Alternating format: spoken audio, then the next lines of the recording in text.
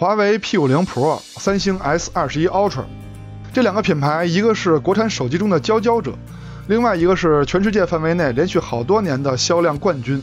这两台手机也是分别各自品牌中如今的旗舰产品，而且都比较重视影像能力。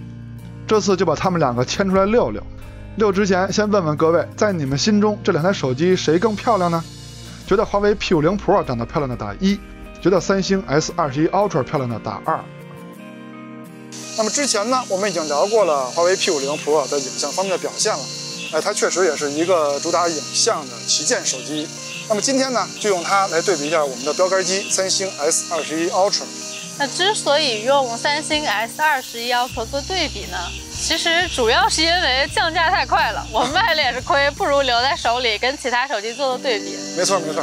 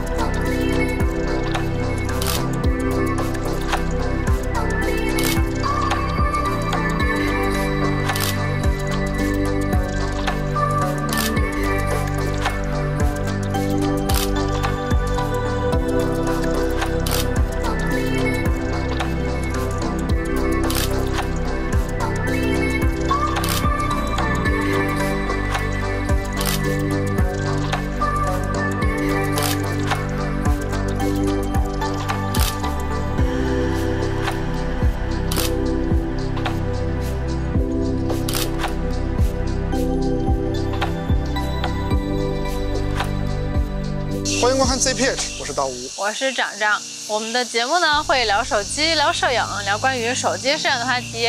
如果你和我们一样期待这期节目，记得先点一个赞，点一个关注。没错啊，你的关注对我们非常重要。那么下面呢，我们就来好好看看这两台手机在影像方面的表现怎么样喽。注意看下方的进度条啊，想看哪部分看哪部分。P50 Pro 的后摄配置之前已经介绍了很多次了。而且在对小米那期已经讲了那颗黑白镜头在极少数情况下可以成像，这里就不再细说了。想看的朋友呢，可以去看对小米 Mix 4那期节目。三星 S21 Ultra 的后摄配置大家应该就更熟悉了毕竟它已经在我们节目中出现了很多次了。没有凑数，没有辅助，4颗干活的镜头。P50 Pro 在拍摄界面中直接按下方的焦段切换按钮是没有画面缩放的，是直接切过去的除非用双指缩放。三星 S21 Ultra 在每颗镜头切换的时候是有画面缩放效果的这点做的比较细。有人提醒我说，用华为手机拍摄的时候，由于它的变焦按钮都在下方，那么就需要双手来进行操作，来进行拍摄，一个手摁快门，另一个手来调节画面缩放。而三星手机就没有这个问题，它的焦段切换按钮就在快门的旁边就可以一只手右摁快门，又可以切换画面，另外一只手呢稳住相机就可以了。这点在我拍摄的时候确实也发现了，但是我没有说过，主要是因为我认为习惯的力量是很大的如果你已经习惯了一加的操作方式，那这个问题其实不是问题。先对比主摄，两台主摄在硬件上感光器大小不同，像素不同注意上方这个厂家不想告诉你我们是以官网为主，看官网说不说感光器的参数。当然了，感光器的参数我们能查到要不然的话怎么能标注尺寸呢？还有一点就是等效焦距不同在发布会上华为说是23毫米，但实际上是27毫米，这点大家都懂它把四周边角画质下降的部分给裁切掉了。商样片 P50 Pro 拍摄的画面呢比 S21 Ultra 小一圈，那么画面中心的物体呢也是 P50 Pro 更大，那么放大的话呢理论是它更清晰，按道理呢这个环节最好只能各比各的那咱们放大中心看效果。中心画质方面两台手机表现都不错，锐化程度也相当都可以说解析力不错。但如果要说谁的字更好辨认，或者说画面中的细节更多，那肯定是物体更大的华为更清晰更好辨认。放大右上角，边角画质对比方面肯定也是华为的表现更优秀毕竟它把画质下降的部分给裁切掉了嘛。再换下组样片这组样片在颜色上就有区别，你们更喜欢谁家拍摄的风格呢？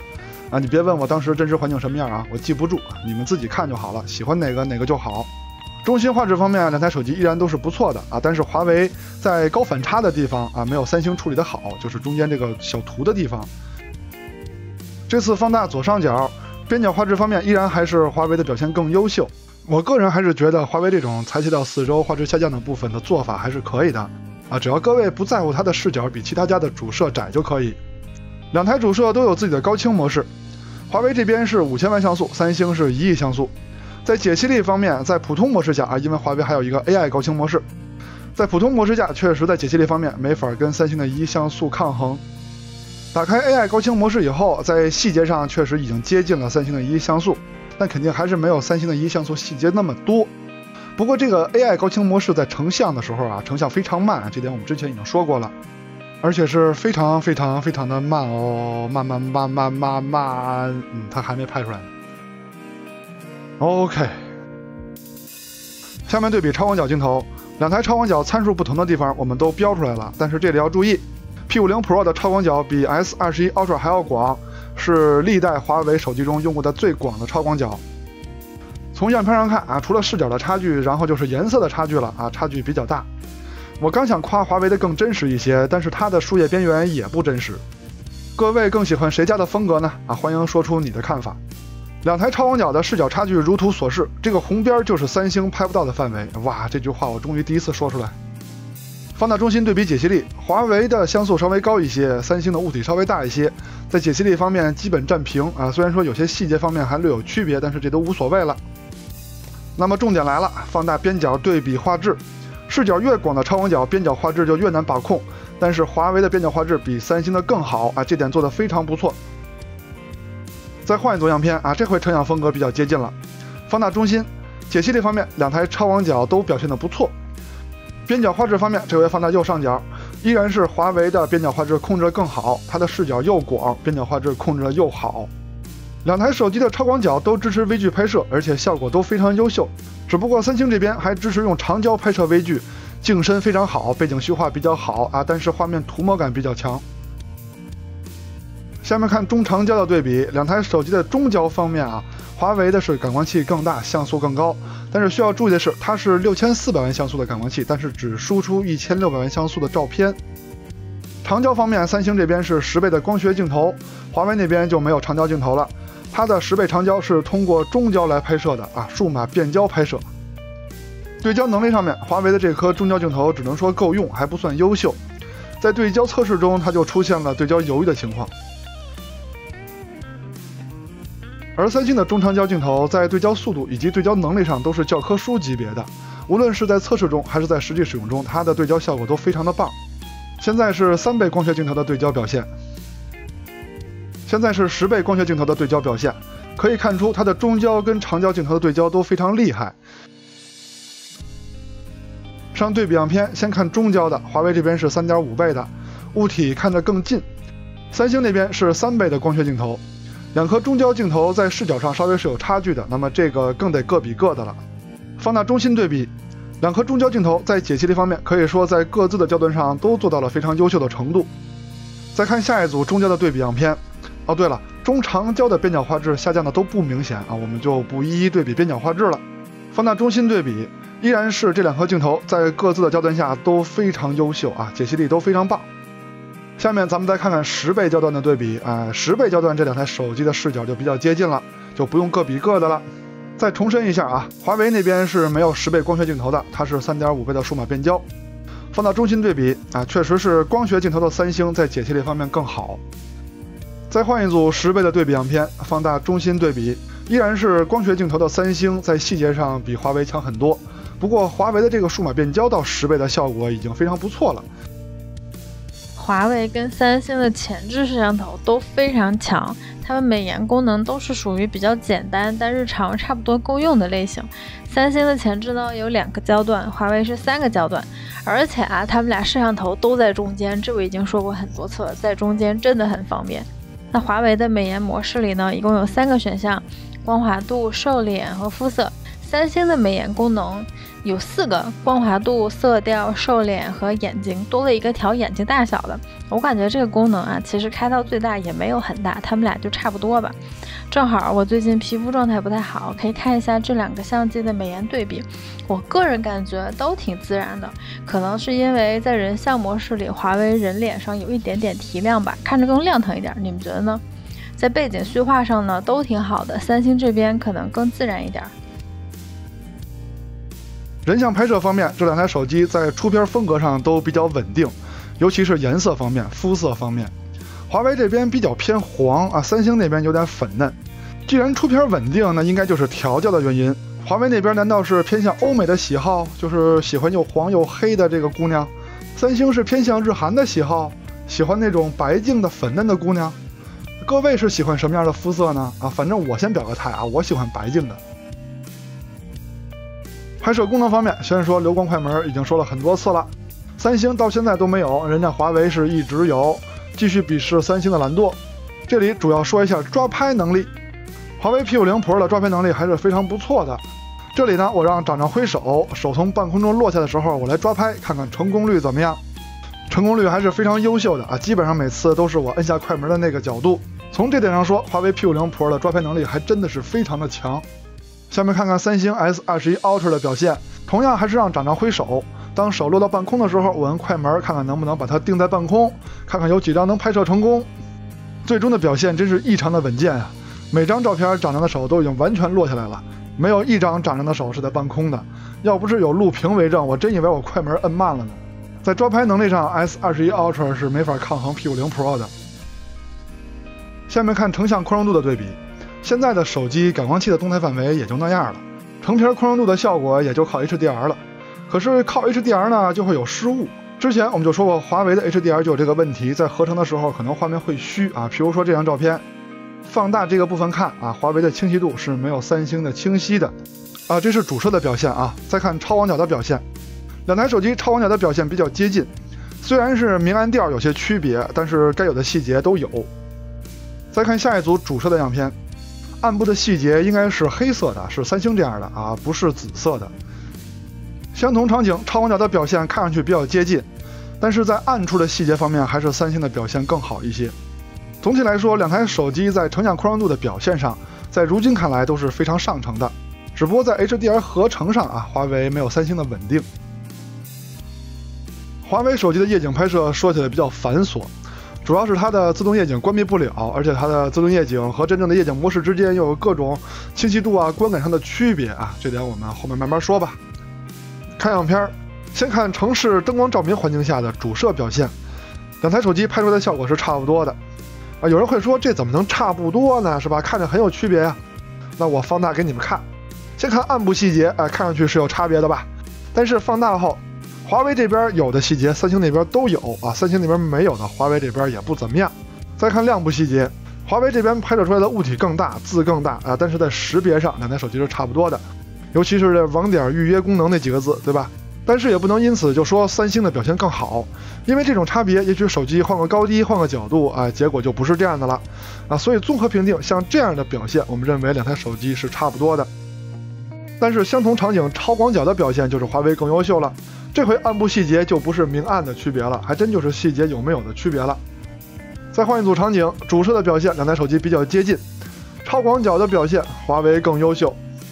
再换一个更暗的场景，这回自动夜景的威力更体现出来了，华为的细节比三星更多了啊，这不是明暗的区别啊，是细节多少的区别。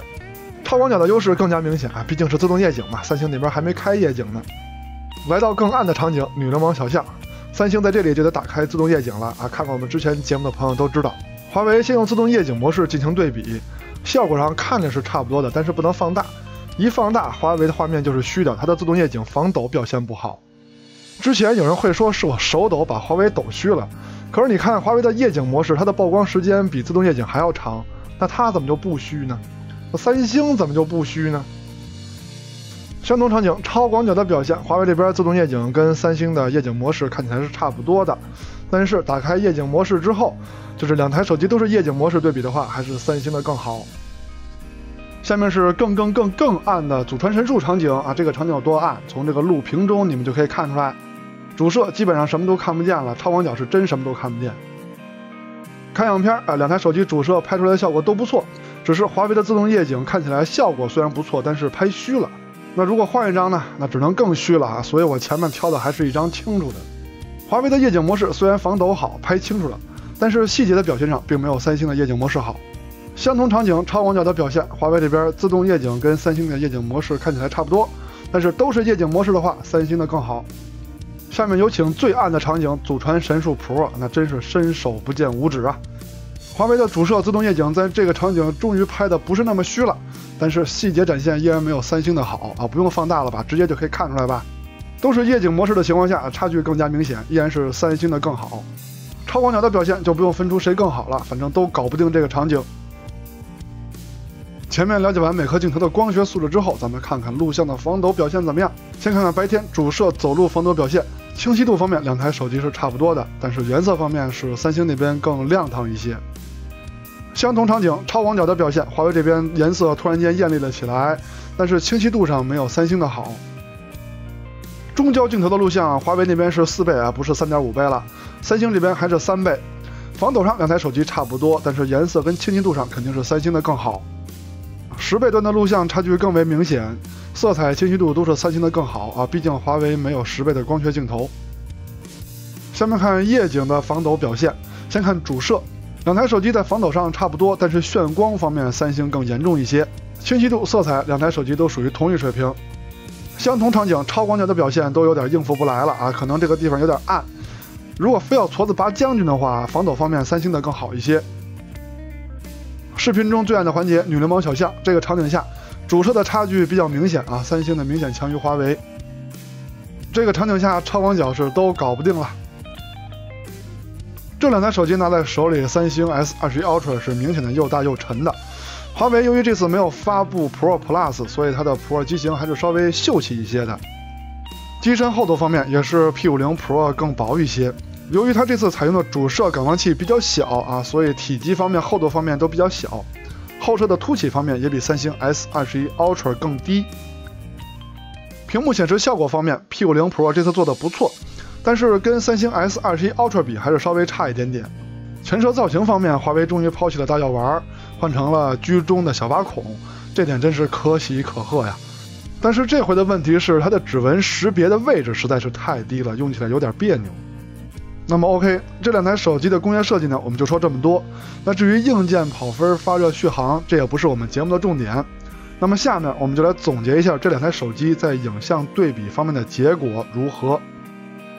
华为 P50 Pro、三星 S21 Ultra 这两台旗舰手机在主摄的对比上不好直接说谁的光学素质更好，计算摄影更强，毕竟华为还是用了裁切四周画面的小手段。但是从样片上看，华为 P50 Pro 的效果更好一些。超广角的对比，无论是视角还是画质，都是 P50 Pro 更优秀，而且是各方面都更优秀一些，这点华为做得非常好。中长焦的表现上综合整体表现 S21 Ultra 更好，虽然中焦上 P50 Pro 的像素优势高一些，表现更好以外，综合整体的对焦性能，10倍长焦的表现依然是 S21 Ultra 的更优秀。主摄跟超广角在成像宽容度方面的表现也是 S21 Ultra 更好，两台手机的水平都很高，但 S21 Ultra 的表现更可靠。对了，前面忘说了，拍人像三星 S21 Ultra 更好，抓拍能力上 P50 Pro 更优秀，夜景的表现上 S21 Ultra 的稍微好一点。首先是可以关闭自动夜景，让用户的选择更灵活，其次是越到光线暗的地方 S21 Ultra 的表现就越突出，光线好的地方成像快，光线暗的地方成像稳。相比 P50 Pro 在光线好的地方，除了超广角的表现明显差一些以外，其他各个环境、各个镜头的表现都是 S21 Ultra 的表现更加稳健。录像的表现上，各镜头在各场景下的综合表现依然是 S21 Ultra 更好。那看了前面的节目呢，相信大家已经对这两台手机的影像表现比较了解了。那么下面请大家听这位老师说。老师不敢当啊，但是你要记得一定要点赞关注我们哦。那么下期节目再见，拜拜。拜拜。